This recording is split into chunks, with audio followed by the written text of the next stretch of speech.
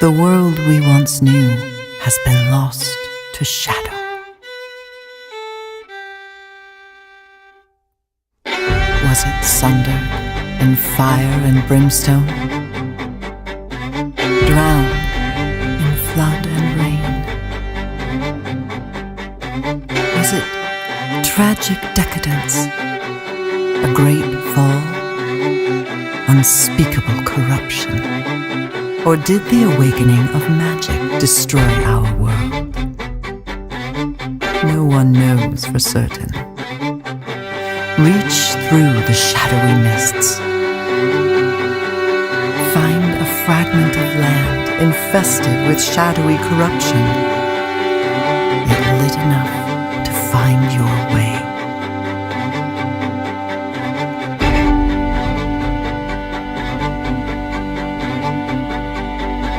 Find a creature of light, a sylph. They are friendly and willing to guide you.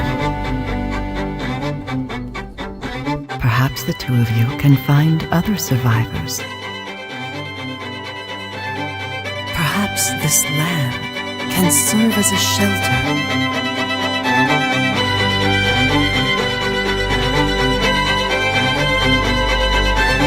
Perhaps together you can build a sort of haven.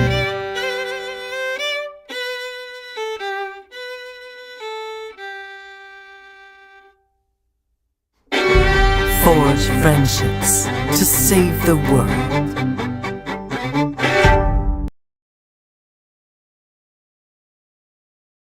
Hello, hello, hello, and welcome to the Unleashed Games weekly live playtest, where you join me, Irena, the CEO of Unleashed, as we play through Haven with our awesome friends from the game industry, get their feedback, and also give a little bit of a update as to what we're doing and how we're doing and what we're up to.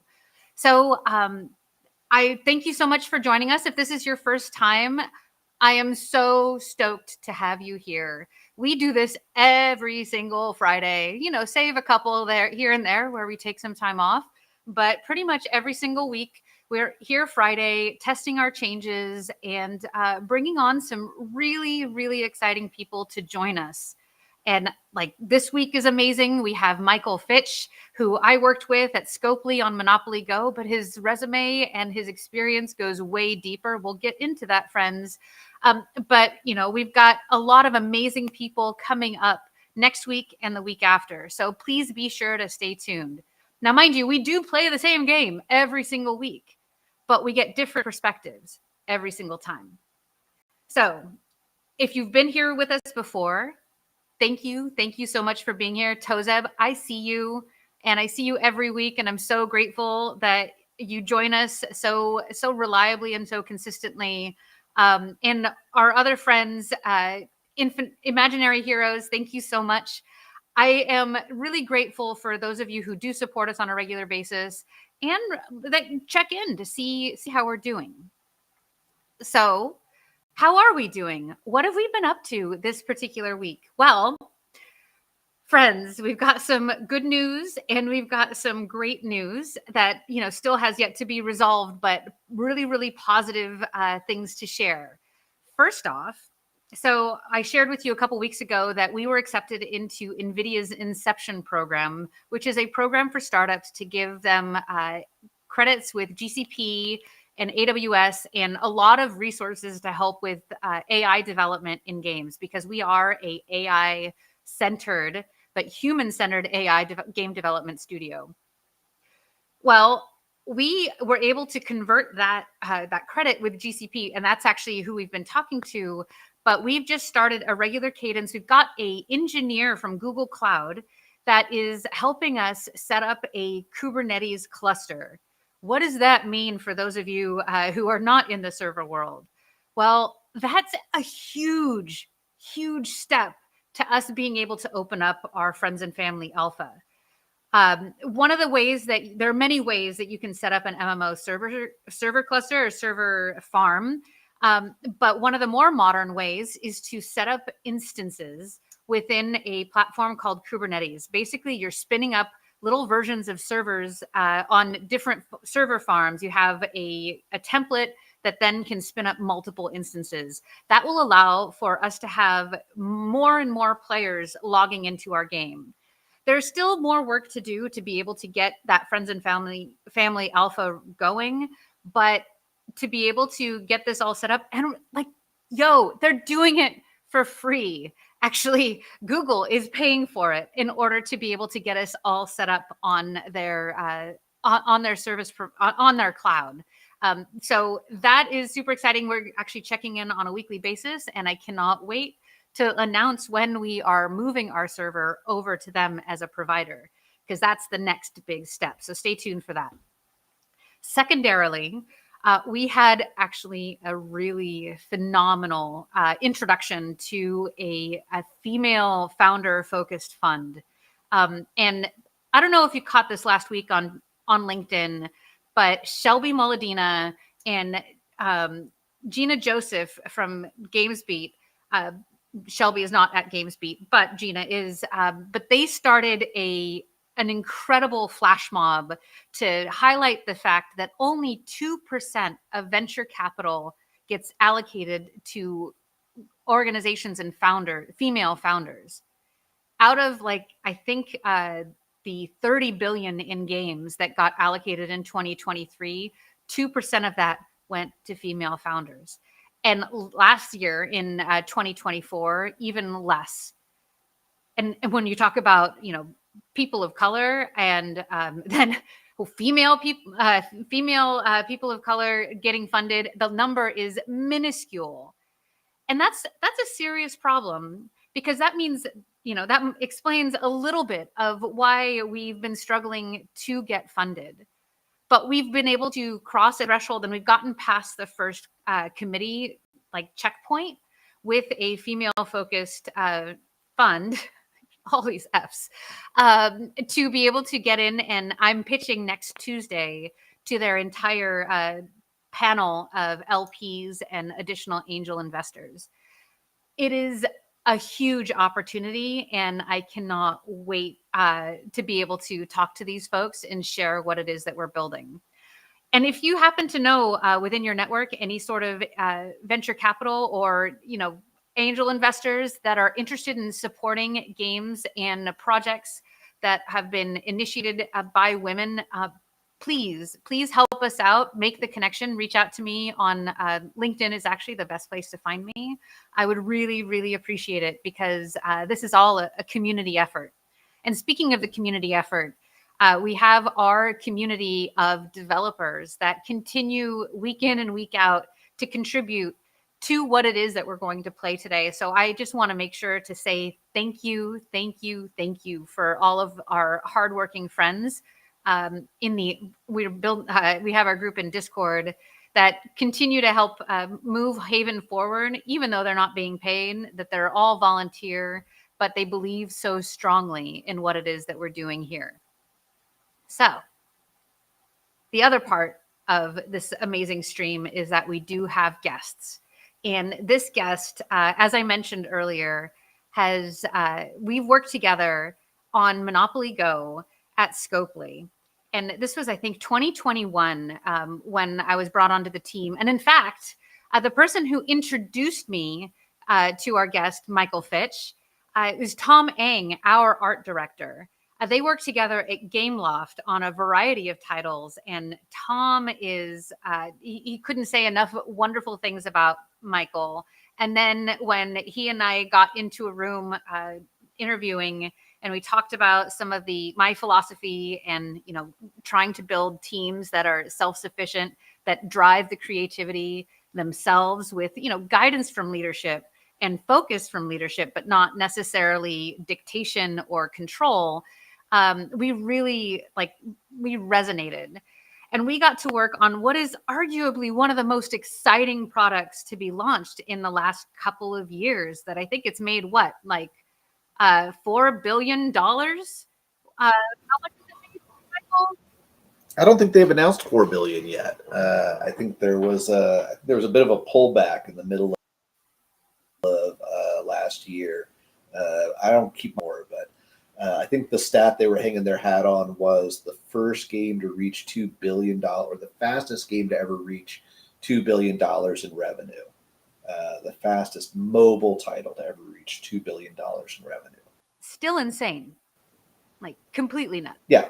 No, I mean, if you think about the mobile landscape and the way that it's been kind of gridlocked with a handful of titles over the last decade, the fact that there are any new entrants at all is kind of, and the fact that they were able to do it with the amount of scale that they were able to do it with, pretty world shattering.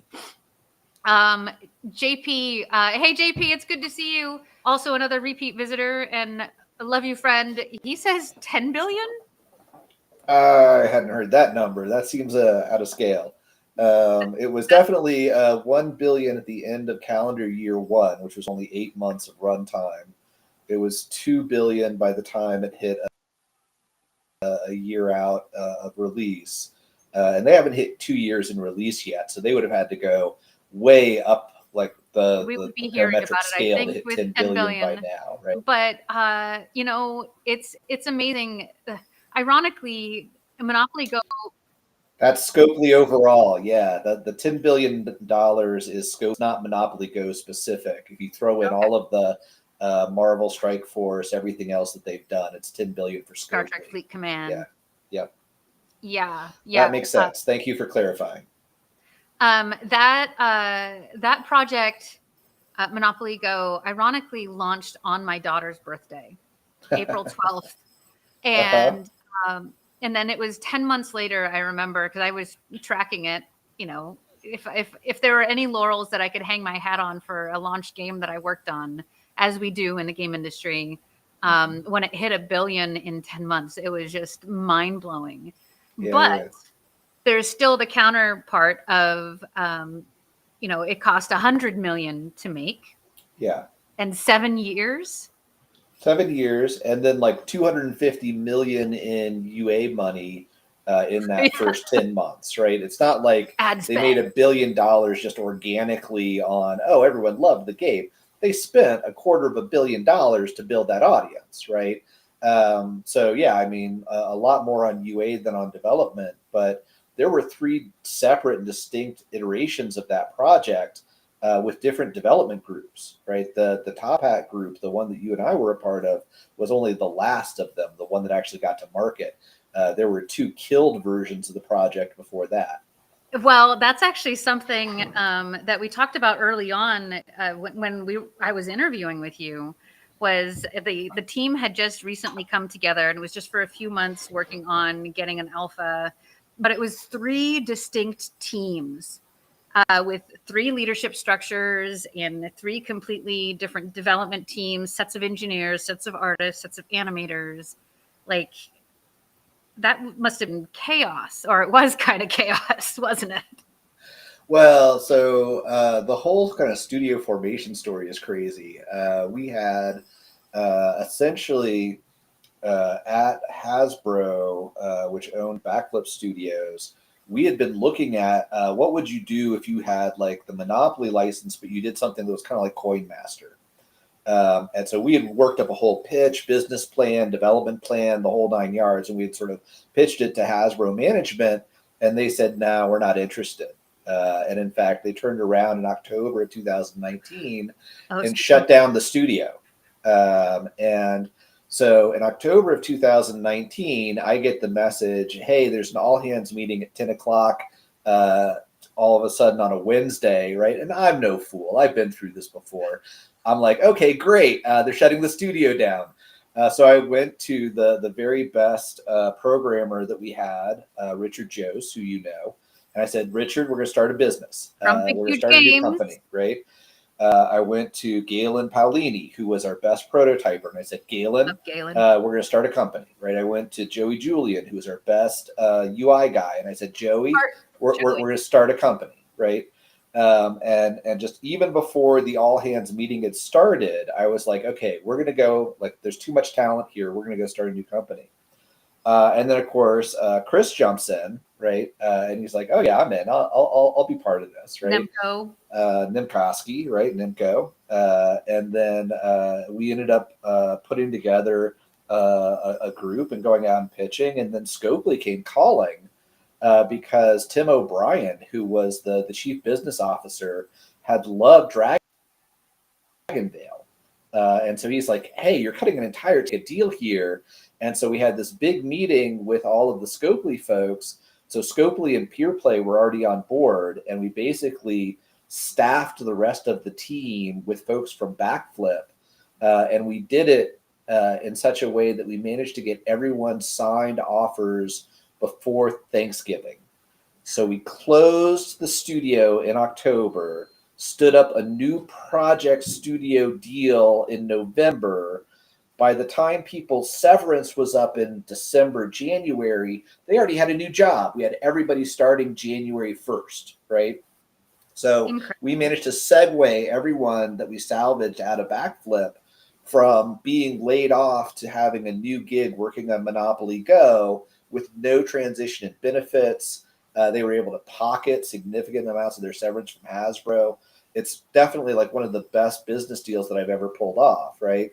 But then we find ourselves in January 2020 with a leadership group out of Scopely, a group of developers out of Peer Play, and a group of developers out of Backflip. And all three groups had worked in Agile, but in different flavors of Agile.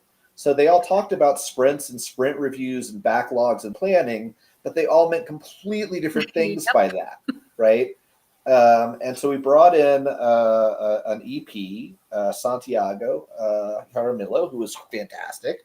And we worked out a way to sort of get everybody on the same page and make everybody work together and have everybody in these really weird spaces. Like we had to stand up a WeWork in Boulder, Colorado, and shove 30 people into it come January 2nd. And it was chaos, right? But we made it work. And then within like 3 months, the pandemic hits. And so everyone goes full remote. Everyone goes fully work from home, right? And it turns out to be the best thing imaginable, because instead of having half the team in Colorado and half the team in Los Angeles, we had everybody was at home, right? Mm-hmm. And so all of the boundaries about us and them and this identity and that identity, it all just stopped mattering because we were just one team and we were all figuring out how to make this game. And out of that first like 6 months of chaos came a team that was capable of doing just amazing things. Well, absolutely. And the thing that, I think we clicked on was I was fresh coming out of the Air Force, ready to flex my communication skills and how to get like a team collaborating and working together.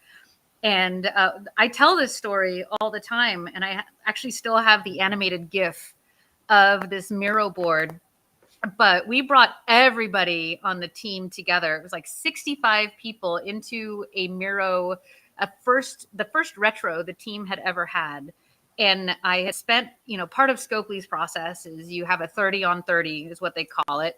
And you meet with 30 people on the team to try to get a sense of where the team is so that you don't come in and just like try to, move mountains when you don't know what the mountain looks like. And I got a sense from the team also with what you shared with me that just there was a lack of clear understanding of what the goals were for the game. The game wasn't fun in the alpha form that we had. And, the team was just feeling disheartened and disconnected from the product, which of course, those types of teams always make phenomenal games, right? when you're not connecting with the game that you're making. But I brought everybody into a room and we ran a 90-minute retro exercise where I had everybody put their dirty laundry on the table. And that was a thing of beauty. We had, by the end of that one meeting, a list of like the top 10 issues on the team, which then, that everybody agreed to. We all like rank voted them. And then we spun off individual meetings of like, okay, now we've identified problems. How are we going to actually address these problems? And what changes do we recommend to be able to fix some of these things? And after I think 2 weeks and doing this, collective work where everybody was welcome to join in the solutioning too, we had a list of priorities that the team was motivated and aligned around that we delivered to our leadership. And I feel like You tell me, what effect do you think that had on the team? I mean, I think there was always a dialectic on that team between the sort of rank and file and the leadership, right? Where there was a lot of tension day to day that needed to be absorbed and diffused. I think that the vision in many ways Go was going to become was visible right from the very beginning, right? And Massimo brought that onion diagram to like our very first meeting at the hotel in Boulder where we made the deal, right? But the realization of that was exceedingly painful, right? And you know, one of the things that's true for anybody who doesn't do game development is that the game starts the worst it's ever going to be. Everything is broken. Everything is missing. The experience is terrible. None of the juice is in any of the controls. None of the rhythm is in any of the events. Nothing happens until somebody makes it happen. So we spent like months just figuring out the camera, the token movement, the pace at which animations played, how fast the token had to go across 12 squares versus how fast it went against 2 squares. Like there were just dozens of things that we had to figure out before the game was playable at all, right? And by that first test that we ran, we didn't have any of the live ops happening, right? So the game, you could play that game right now. You could pull out your Monopoly board, you could pull out a pair of dice, you could roll the dice, move yourself around, and have a piece of paper where you write bigger and bigger numbers on it. And that was the game, right? It was not until we introduced the live ops of the arena, the tournament, that the switch flipped and everything made sense and everything clicked in and everything worked, right? And so it's not that the game was wrong or that any of those pieces along the way were bad. It's just that the game sucked and it sucked and it sucked and it sucked until it was awesome. And that transition was not linear. It wasn't like it got gradually better and better and better. No, it's like it was terrible all the way up until the moment that it was awesome, right? And you can't do anything about that. That's game development. Like there's no way around that truth that like there's a critical mass that you have to hit, and until you hit that critical mass, game development is playing a game that sucks every day and trying to figure out how to make it better. Well, and that's kind of what we try to do here is like, you know, one of my first tasks on the team was set up and organize weekly playtests and find a way to measure the success of those playtests and turn that into like a regular cadence so that we're eating our own dog food on a regular basis. Yeah, I hate the phrase because it's like it's not dog food, right? No, and we're not making it for somebody else, and it's not substandard, right? But you absolutely have to play the game that you're making, right? And we did this on Monopoly Go every week, right? We get no matter how busted the game was, no matter how much was missing, we got together and we played it every week, and there was feedback every week, and the designers prioritized that feedback every week because it's the only way that you make things better. It's the only way. Iteration is the recipe for making a game experience. Absolutely. And, you know, we've taken that philosophy. It's the same philosophy that we had at Kessel Run. We had week-long sprints. We didn't go for 2 weeks because we wanted to have a regular cadence to where on Friday you wrap up your goals, you play test or you test your software on Friday, then you prioritize what's wrong, and then that drives Monday to kick off what you're going to fix that week. And that speediness, like one of the challenges with that though, is that it's hard to take on big bites out of, you know, game development. Doing big projects in those little tiny week-long sprints is a lot more challenging. So you have to continually break things down into smaller objectives because you could lose the forest for the trees. Yeah. However, what you do is you're actually getting that moment-to-moment feedback because that's, like you said before, it's that token movement. I remember sitting in a meeting with Christina and our sound designer talking about what sound we wanted to have played as you're ticking the token. And I was just like, we need it to sound like you're tapping on cardboard, but not just cardboard, but like a letterpress card, so it sounds high end. Like, Yeah. but like Yeah, I mean, mattered. We're working with the animators to make sure that that position to position jump felt yeah, like you were actually holding the piece, that had that tactile connection. yeah, yeah. I mean, I think it's fractal, right? Like games have to like scale from the moment to moment all the way up to the thousands of Yes. hours. And so you can't just like ignore one of those frames in light of the other. It can't all be moment to moment. It can't all be long term meta. It's really about how you sort of work the player back and forth across the different that matter to them to get them to the point where they're setting a goal, right? Where they're like, hey, I want to accomplish this thing, and playing the game is how I accomplish that thing, right? Because once you get someone to commit in their head, the first thing I'm going to do when I wake up tomorrow or when I get done with work or when I get off school or whatever it is, I'm going to open up this game. I'm going to do this thing. Okay. We can build an entire business around that because if I've got you wanting to show up and willing to schedule it into your day, okay, now we can work with Now that. we've won. Mm-hmm. Absolutely. Now we can build something, right? So tell me, what RPGs have you worked on? I mean, I know, but share with our audience. Yeah, so I mean, I came up in the game industry through Red Storm, and Red Storm was a very tactical FPS kind of studio, right? They made Tom Clancy games, and every time we tried to make something that was not Tom Clancy, Ubisoft said, "No, stop that. Go make more Clancy games." So I had a lot of projects got canceled when I was at Red Storm. I shipped a number of first-person squad-based shooters, and then I went, I really want to do something that's not a first-person squad-based shooter. So I went to THQ, which is actually where I met Tom, and I did the third-person squad-based shooter. And then they gave me Titan Quest, and Titan Quest was where I really got to do RPGs for the first time. Like I was an old school 1977 red box D&D, bought it at the hobby store, started playing with my friends, kind of like RPG player, right? But I didn't get to make one until like 2005 when I started working with the Iron Lord people on Titan Quest. Which, of course, was a banger of a game. Like Thank you. award-winning. I remember when I interviewed with you and you had the Titan Quest art up on your wall. I was like, damn, that was a great one. I actually worked with a few folks that worked on Titan Quest at Big Huge and 38 Studios as well. A lot of those people crossed 38 team. at some point, right? I mean, yeah, all credit to the team, right? They really did something amazing with that game.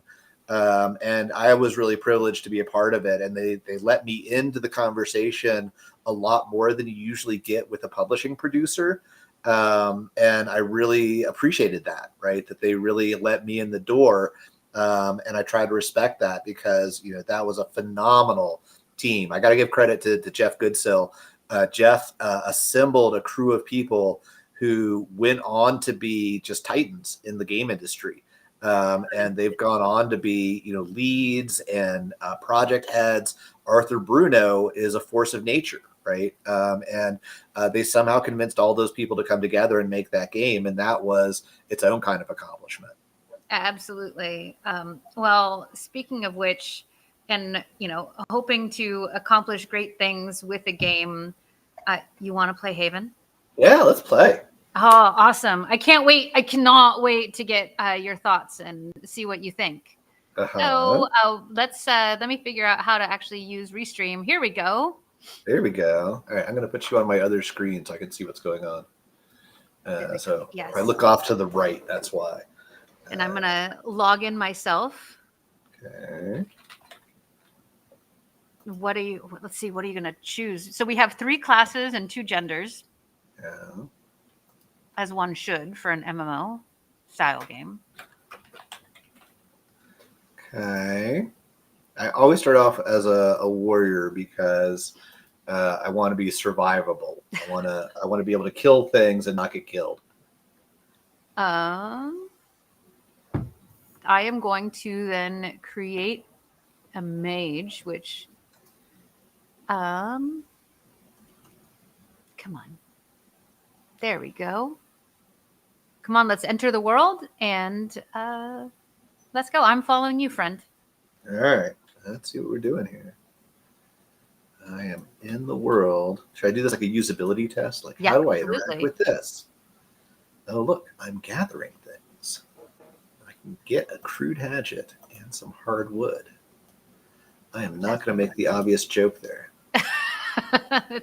It's a low-hanging fruit. All right. I am trying to click on this pile of wood, but it is not responsive. So that tells me that's not a thing I can interact with.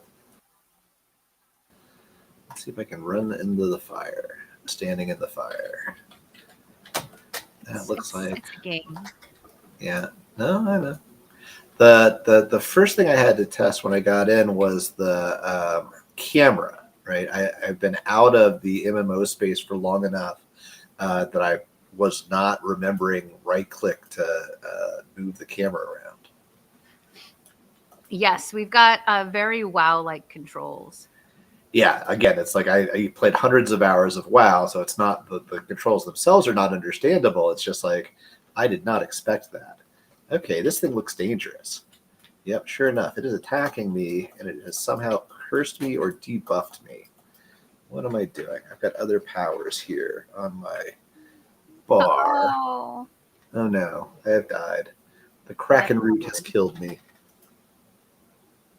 All right, let me see. Do we have an inventory? How about character? No, that must be craft for C. Yeah. Yeah, you have a menu down in the lower right-hand corner. You can explore the different options. Okay. Oh, there's my equipment. Huh? All right. I've got a flimsy hat. I need a better hat, clearly. Clearly. All right, you.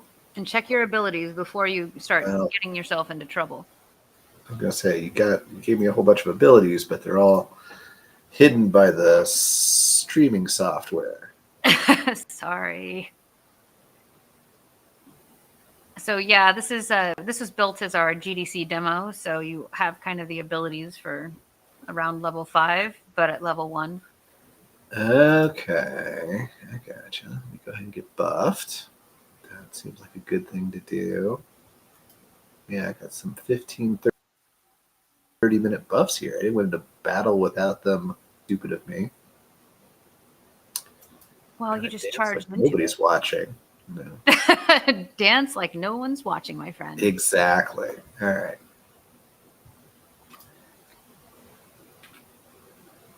Gotta remember, like, pattern activation combat. It's been a while. But you won this time. See, the buff makes all the difference. It does. Well, silly of me to go into a fight not being buffed. Mushrooms not gatherable, and all other mushrooms I have encountered so far are gatherable. What is happening here? This is an interesting point.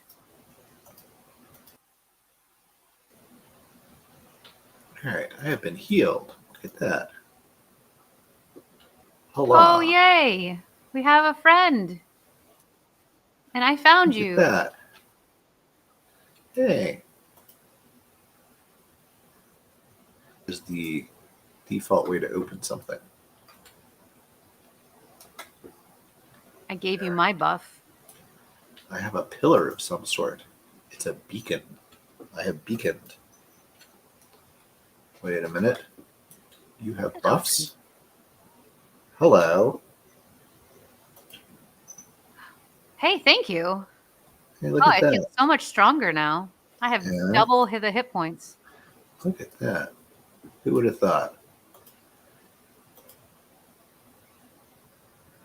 And that's just on me then. All right. Oh no, someone's howling. It's our sound for cheering because we don't have a good sound library. Oh, okay. A little bit of collision there. Don't really expect collision in an MMO. Well, collision. I mean, Sometimes we have it, sometimes we don't. Really, you just have to test to see if we do. yeah. Well, there's another Kraken root over there. I'm following you. All right. There's another beacon over here. Don't go out alone. This is my beacon. Actually, this is my building plot. Here, I will drop something fun over here. Oh, there's a wall.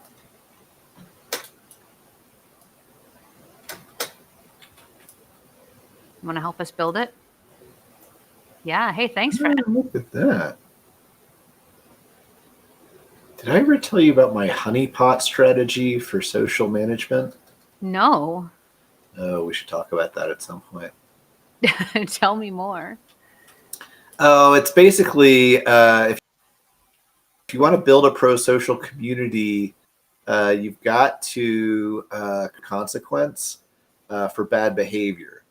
And the question is, how do you create a negative consequence for bad behavior in an open-ended and free-to-play system? Mm-hmm. So the answer that I came up with, which may not be a great answer, but it works for me, is time investment. You force people to invest time in order to have resources, reputation, access, whatever the thing is, right? And then you put honeypots everywhere in the world for antisocial behavior. And every time someone takes the honeypot, you knock them down a tier of access, so that you have to like constantly re-earn your ability to add features. And every time you violate that set of rules, you get bounced out again. And it's like, okay, at some level, that becomes a risk-reward equation that players can then tune. How much do they want to engage with that? That is really interesting. You kind of drive the negative engagement just to teach them the negative consequence. Well, I mean, you're constantly tempting them with bad behavior in order to get them to understand that bad behavior is always going to be available and it will not be tolerated. Right. So instead of trying to like get people to avoid bad behavior, right, which is the way we generally try to think about moderation, it always fails because people try and work their way around it. Right. You go right at it. You say, hey, I expect that people are going to fuck up all the time. Sorry, should I say that? It's fine. It's fine. And that, you know, go gather a crystal. Go get crystals. Okay, I saw crystals. We've been harvesting them, but over here. Yes. Somebody else harvested the crystals. If you follow me, there we go. Oh, I see. Yeah, that's it. But so part of the mechanic there is that you have like a social trust score, right? Yeah. And as you develop more social trust, your ranking goes up, and then players can set their own threshold. If I want to like hear people who have zero social trust, I can set my threshold there. Maybe I want to recruit new guild members. Maybe I want to be a mentor to new players, right? That's fine if that's where you want to be, live there, right? But if you're an experienced player and you don't want to hear all the crap from like free accounts doing stupid shit, just set your trust level to be 100, right? And then you're only going to be hearing people who've actually been in the world doing things meaningfully for some period of time. Interesting. Yeah.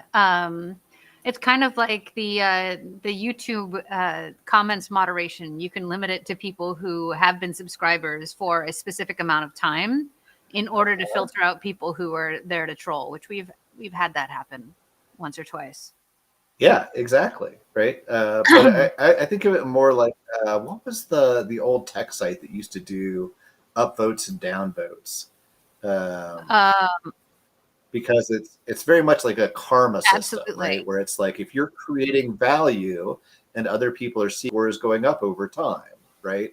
Yeah. And if you're testing the limits of the system, the act of testing the limits of the system makes you less trustworthy within the system. There's a little bit of that, interestingly, in like Red Dead Redemption, and of course, WoW had the faction and rep system. and we're trying to ideate like what that looks like between villages, because the core gameplay here is that like we as a group have this village, this is ours, Okay. and we have our own organization, which then can be compared. Careful there, not yet. Okay. Not yet. Okay. But we have we have to figure out what is the dynamic from one village to the next, and how shared are those resources if you have a stranger popping into your village, and how do you open it up to that without allowing in the riffraff, for lack of a better term. Or maybe you want to let in the riffraff, right? I mean, so that you teach like, people how to deal with it. Exactly. You give them the moderation tools to make that I need help over here. the kind of environment that they want it to be, right? Like, I think the player empathy piece of that is really critical. You're finding all the interactables. I'm trying. But over here in the center of town, I need help. Uh-oh. Over here I was in the able center of to town. build something. So you're at your build site. See, I'm just gathering info with the way that you're interacting with the game. I love it. No, I mean, that's one of the primary things, right? You gotta put people in the game and then watch what they do. Mm-hmm. We actually have a really cool tool called Live Aware, where we can upload these videos, and an AI actually finds the positives and the negatives and the bugs, and then gives us like an issue list. Okay. And it creates a little catalog from these playtests themselves. So we always find ways to collect up the data from these playtests. Go ahead and double click on that. Yeah. And you should be able to double click on an item in your inventory, and then hit add. Oh, I see. I was missing the double click step. Or it might be just even a single click. There we go. Yes. Yeah, so I think part of the reason why this was reminding me of the honeypot approach was that like the structure that I was trying to work on was the idea that you had a cooperative space and you unlocked essentially privileges over time, right? Oh, it didn't work. We fixed it. We fixed it. We fixed it. I was told there would be something that happened there. There should have been something that happened there, but you can go like, we'll cheat. All right. See, we find bugs, and the problem that we've been having, it's now like a few weeks in a row, where we added that's a beacon, but our actual like fancy beacon, and we needed to add it to the network list and have it both be on the server and on the client, and we did that, and it's still not working. So Chris and I are going to have to problem solve that this week. We're going to keep trying. But if you double click on this beacon, we can still get to where we want to go. Are we teleporting to Adventureland? Is to go on adventures. So let's go on an adventure. Okay. Yes. Let's teleport to Adventureland. Okay. Here we are. I'm going to make sure that you're buffed up. You need a freshie. Good reminder. Everybody needs a fresh buff. So this is one of our generated zones. Okay. We have a template that we've defined, but every time we spin up the server, this zone is completely unique. It looks very similar to each instance, but our targets are in different places. So the Easter egg hunt is novel every single time. Okay. So the intention is to create a shared adventure space where you run into other people and you have to find your way to the boss. Okay. And also collect lots of resources. Find your way to the boss. Okay. There's unique resources in here that you cannot get in the starter zone. Okay. Why is that rock not interactive? Not everything is interactable. Yep. Uh-oh. Frank is in trouble. Frank, why are you going after all the crack moves Yeah. by yourself? Don't go at it alone, friend. I said, do we not have a sheep ability here? Oh no, we've got aggro. More aggro. Hey, I could taunt that thing. Yay. Oh, Thank well. you, thank No point you. taunting it now. It's dead. We've got 2 healers, so we should be pretty safe. It should be okay. It's a little OP. All right. So you say this is generated. Yes. That immediately makes me think that my level design habits are going to be misleading. Looking for particular visual cues to drive you in a specific direction. Like you can generally rely on level designers to do things like I'm going to put the most important thing either at the highest point in the level or the lowest point in the level. Mm-hmm. So anytime you find yourself in a new space, head downhill for a while. If it doesn't organically lead you to the boss, go uphill. That's interesting because we can actually set up that sort of logic for our boss teleporter, but we've got a different bit of logic, at least for now. But that's one of the challenges, is to find the teleporter for the boss. The one that you found earlier is a dev teleporter that we use to cheat our way back for the sake of the playtest, or for this particular prototype demo, as you do when you're trying to build a short 15-minute experience for investors, you know. Mm-hmm. Oh, you got some aggro, friend. Oh yeah, I did. To the party. You brought everybody to the party. I did. I'm trying to get it off of you, but now it's going to eat me. Uh-oh. Uh-oh.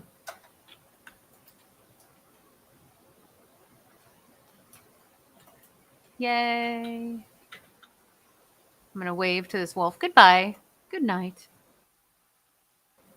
Good night, sleepy wolf. Oh Aw, wait, he's not so Puppy wants to sleepy. play. Oh, we trounced that thing. Oh, but we got more aggro. Of course Hey, we look. did. It's another friend. We like to have friends. Oh, and it's a loot fest. So many friend-shaped things. And so much room for activities. Mm-hmm. All right. So which way shall we go, intrepid leader? Well, I was kind of headed towards that building because, like, the other thing was if someone's going to go to all the trouble to stick a building down, there's probably something nearby. But that doesn't apply to algorithms. Algorithms don't necessarily think like that. I don't know about that. Found something. Did you? Yep, I found some more wolves. Yeah. You sure did. Look at that. Finder. That's my job. Well, the puppies clearly like you. Clearly. There we go. Puppy.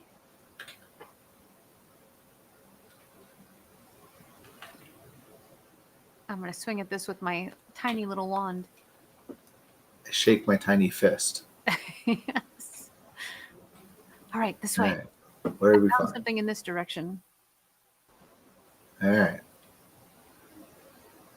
Hey, look. If it's glowing, that must mean it's important. Yes, this is the rule of RPGs.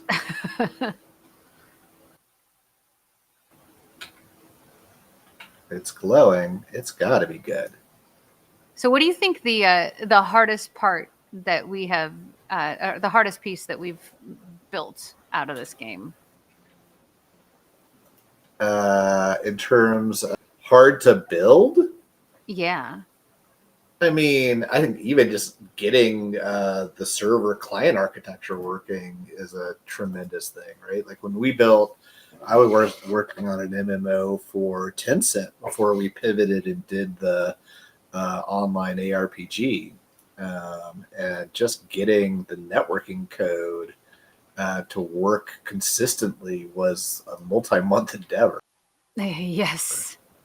Netcode is the biggest pain. It's the multiplayer, and that's actually the thing that we wanted to solve the first, right off the bat. Yeah. Is what does our game feel like multiplayer, and can we get that multiplayer dynamic feeling satisfying? Yeah. I'm going to build something because one of the things in our game also, I'll do this right over here, is when you build a fire, it helps you regen your health and mana faster. So I don't think that guy over there is very friendly. The guy with the name, like usually the named guy is the most friendly guy. Well, you want to say hello. I think we should go introduce ourselves. And maybe invite him to tea? Yeah, see if he wants to dance, baby. Ooh, Harry, check out my dance moves. No, he's not responding. So I think the obvious answer is just to kill him. Yeah, I mean, abject violence. Let's go. I think when confronted with an ability that one does not understand, extreme violence is generally the best thing to do. I mean, you can never go wrong with extreme violence, can you? I got aggro. Hey, I'm trying very hard to lose aggro. There you go. I think you got him taunted. Hey, come over here. Yeah. Yeah. All right, there we go. Now, you've tanked before, clearly. I've tanked before. I mean, I used to run Ice Crown Citadel all the damn time. Nice. Yeah. What was your favorite MMO?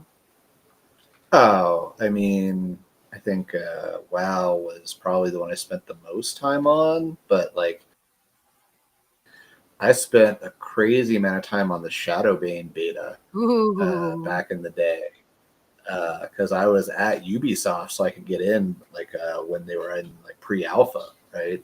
And oh my God, was that thing a mess? But in that glorious possible kind of way, right? I mean, like, I give them a lot of credit for being crazy people because, the game industry needs crazy people. Well, you have to be crazy to take on projects like games.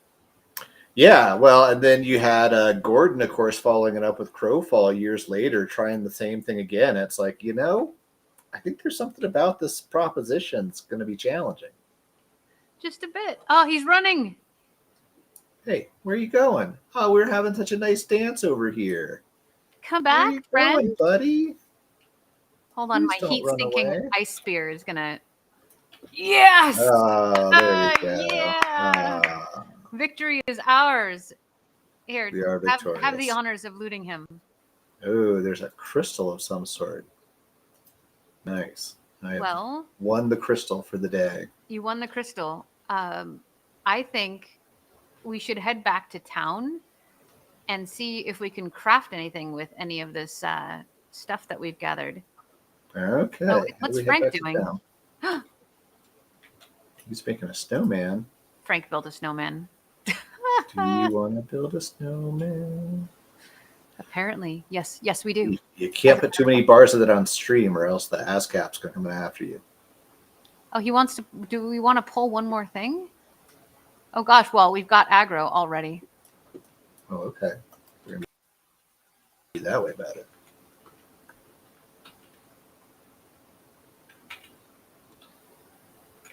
Yeah. Okay. So where's the teleport? Back up on the hill.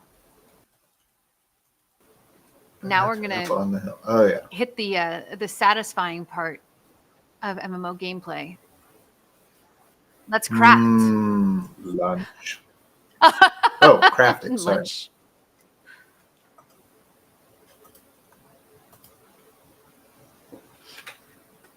So, but we're going to need something to build with.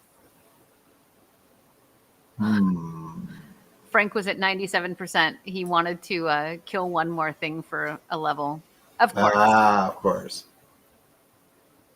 As is only correct. Well, you can't just leave it hanging there. So I just dropped down another foundation for something. Okay. Doesn't want that. Oh, but we're missing things. I want to No. put down another foundation. Doesn't want that. For one of... Oh, there. Oh, no, I have to back up. There we go. That. Oh, you got all that you need. I don't have any. I'm building a workbench over here because we need a workbench in order to make the cotton bolts that we need. Oh, the cotton bolts. Damn you, cotton. You know, it's always that Cotton-Eyed Joe. The puns. The pun opportunities are endless. Where did you come from? Where did you go? Nobody knows.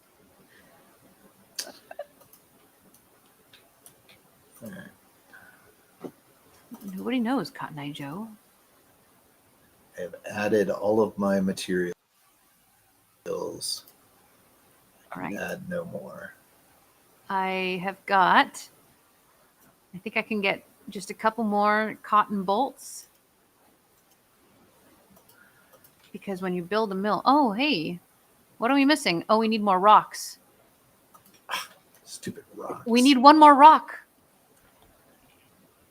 Anybody? Oh, God, I can't type. Buddy, have a rock? Let's rock.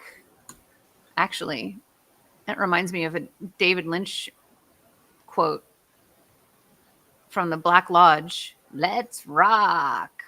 And my dance is kind of like that. Oh, hey, we can build this. Let me help. Building. Where did you go? We're just going to build this without you. You just go right ahead. We'll do the hard I was off looking for rocks. Someone tells you to pound rocks. Well, you're very influenceable. That's good and necessary. You're a good collaborator, friend. I will, in producery fashion, point out that it is approaching 10 after the hour. Oh, goodness. Yay! We built our thing. Hey, look All at right, that. well, then that means our gameplay session is over, and you probably have a meeting, and I don't want you to be late for it. Yeah, I need to jump. I got other stuff to do. But a pleasure to get to see the game, and we should talk about it sometime. I would love to. Thank you so much for joining us and playing with us. You're a mensch. My pleasure. All right, friends. Thank you so much for coming to the Unleashed Games playtest. And we're going to say goodbye to our friend Michael. Bye. Bye. And thank you for playing with us. And we'll catch you next week. Wrapping it up. Hit that button and buy a t-shirt with a dragon on it. And that will help us keep making some awesome games. Looks like this. I've already seen a Unleashed t-shirt out in the wild that I wasn't wearing. And I'm super excited about seeing more of them. So yeah, buy a t-shirt.